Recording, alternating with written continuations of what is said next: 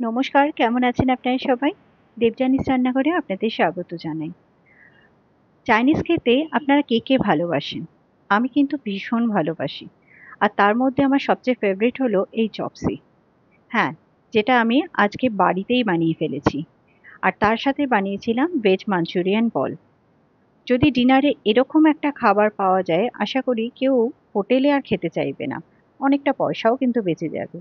রেসিপিটা শেয়ার করলাম। ভালো লাগলে অবশ্যই আমার চ্যানেলটাকে ফলো করবেন। একটা লাইক, শেয়ার, সাবস্ক্রাইব করতে কিন্তু ভুলবেন না। এখানে আমি নিয়ে নিয়েছি বাঁধাকপি, ফুলকপি, গাজর আর বিনস। এটাকে আমি চপারে চপ করে নিয়েছি। আপনারা চাইলে ছোট ছোট করে কেটেও নিতে পারেন। প্রথমে আমি এটা মাঞ্চুরিয়ান বলটাকে রেডি করে নেব। আমি বিনসের মধ্যে একটা কাঁচা লঙ্কাও দিয়ে দিয়েছিলাম। দিয়ে দিচ্ছি এখানে একটু পরিমাণ মতো নুন, গোলমরিচের গুঁড়ো। এটাকে একটু ভালো করে মিশিয়ে নেব। এবার এখানে দিয়ে দিচ্ছি 2 টেবিলস্পুন মতো ময়দা আর 1 টেবিলস্পুন মতো কর্নফ্লাওয়ার। দিয়ে দিচ্ছি 1 টিস্পুন মতো ডার্ক সয়া সস, 1 টেবিলস্পুন মতো টমেটো সস আর 1 টেবিলস্পুন মতো রেড চিলি সস। এটাকে ভালো করে মিশিয়ে নেব।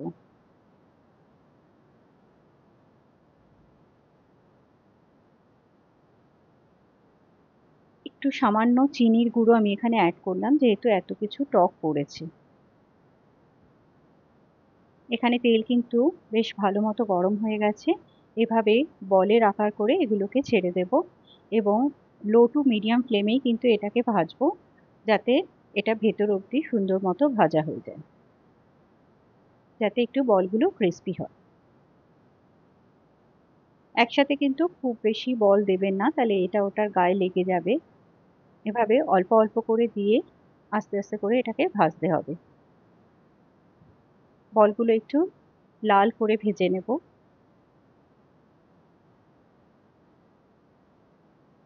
দেখুন, যেটা যেটা ভাজা হচ্ছে সেটা আমি তুলে নিচ্ছি।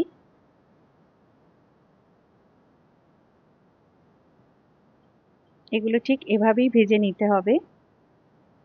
আমার এখানে সবকটা বল কিন্তু সুন্দর মতো ভাজা হয়ে গেছে।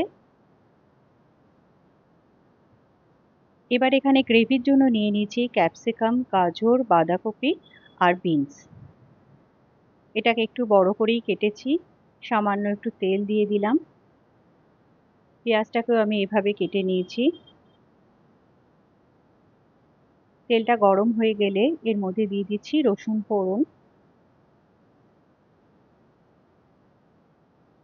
আর দিয়ে দিচ্ছি একটু কাঁচা লঙ্কা কুচি। আর স্প্রিং অনিয়নের যে সাদা পোর্শনটা থাকে সেটাকে এর মধ্যে দিয়ে দিলাম। একটু হালকা করে এটাকে ভেজে নেব।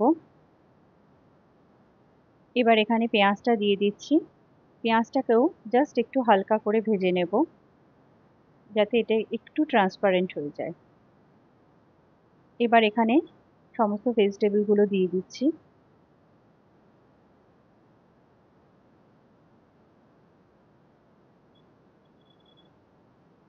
এটাকে ভালো করে মিশিয়ে নিয়ে সামান্য একটু নুন দিয়ে এটাকেও একটু হালকা ভেজে নেব। খুব বেশি ভাজার কিন্তু প্রয়োজন নেই এখানে,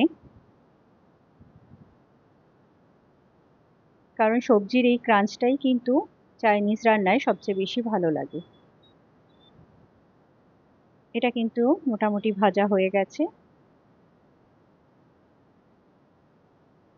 এবার এখানে আমি সয়া সস, চিলি সস আর টমেটো সস, এই 3টে সস একসাথে মিশিয়ে রেখেছি। আপনারা চাইলে আলাদা আলাদা ভাবেও ব্যবহার করতে পারেন। এবার এখানে আমি 2 টেবিলস্পুন মতো এই সসটা দিয়ে দিলাম প্রথমে। পরে আমি আরো অ্যাড করব। এটাকে ভালো করে মিশিয়ে নিয়ে এখানে দিয়ে দিচ্ছি পরিমাণ মতো জল। খুব বেশি জলের কিন্তু এখানে প্রয়োজন নেই, যেহেতু গ্রেভিটা একটু থিক হবে।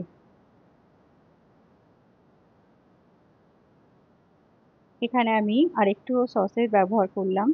এখানে 2 চামচ কর্নফ্লাওয়ার ঠান্ডা জলে গুলে আমি এটার মধ্যে দিয়ে দিচ্ছি। থিকনেসটা অবশ্যই আপনারা একটু বুঝে দেবেন, কতটা পরিমাণ করছেন সেটা বুঝে দেবেন। এখানে আমার পুরোটাই কর্নফ্লাওয়ার লেগে গেছে। আমি আরও 1 টেবিল স্পুন মতো সস অ্যাড করলাম, দিলাম সামান্য একটু চিনি, দিয়ে দিলাম স্প্রিং অনিয়ন।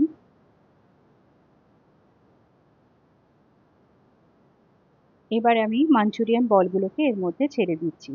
কয়েকটা বল আমি রেখে দেব জাস্ট সাজানোর জন্য। এবার এটাকে একটু ভালো করে ফুটতে দেব, তাহলেই কিন্তু এটা রেডি হয়ে যাবে। ব্যাস, গ্রেভিটা কিন্তু একদম রেডি। এখানে আমি নুডলসটাকে অলরেডি সেদ্ধ করে তার মধ্যে ঠান্ডা জল দিয়ে একটু তেল লাগিয়ে রেখে দিয়েছিলাম, এটা কিন্তু ঠান্ডা হয়ে গেছে। এবার এর মধ্যে খুব সামান্য একটুখানি নুন দিয়ে দিচ্ছি, আর দিয়ে দিচ্ছি একটুখানি কর্নফ্লাওয়ার। এটাকে ভালো করে মিশিয়ে নেব।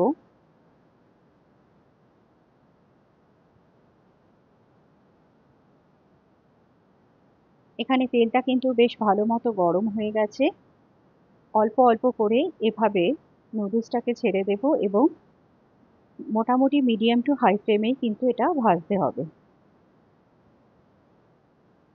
তাহলেই কিন্তু এটা একদম ক্রিস্পি হয়ে যাবে।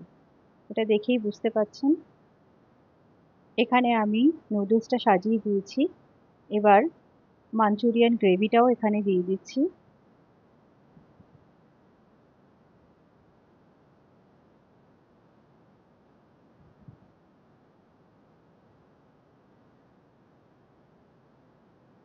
এখানে আমি কয়েকটা ড্রাই রেখে দিয়েছিলাম মাঞ্চুরিয়ান বল, সেগুলো আমি এখানে জাস্ট একটু সাজানোর জন্য রেখেছিলাম।